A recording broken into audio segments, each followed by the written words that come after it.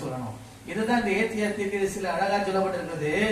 என் பரிசுத்த நாளாகிய ஓய்வு நாளிலே உனக்கு இஷ்டமானதை செய்யாதபடி உன் காலை விலக்கி உன் வழிகளில் நடவாமலோ உனக்கு இஷ்டமானதை செய்யாமலோ உன் சொந்த பேச்சை பேசாமல் இருந்து ஓய்வு நாளை மனமகிழ்ச்சி நாள் என்றும் கர்த்தருடைய பரிசுத்த நாளை மகிமையுள்ள நாள் என்றும் சொல்லி அதை மகிமையாக எண்ணுவானான். அல்லேலூயா.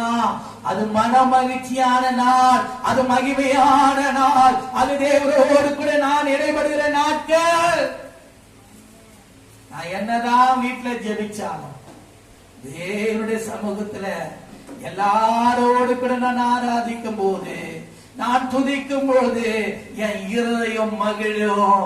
அவர் எனக்குள்ள அவர் கிரியில் நடப்பிக்க வல்லவராய் இருக்கிறார் என்று ஒரு தாகம் உங்களுக்குள்ள உண்டாகணுங்க. அல்லேலூயா. எவ்வளவு அழகா சொல்றாரு பாருங்க. ஓய்வு நாளை மகிழ்ச்சி நாள் என்றும் கர்த்தருடைய பரிசுத்த நாளை மகிமையுள்ள நாள் என்றும் சொல்லி அதை மகிமையாக எண்ணுவாயானார். அப்பொழுது கர்த்தரின் மனமகிழ்ச்சியாய்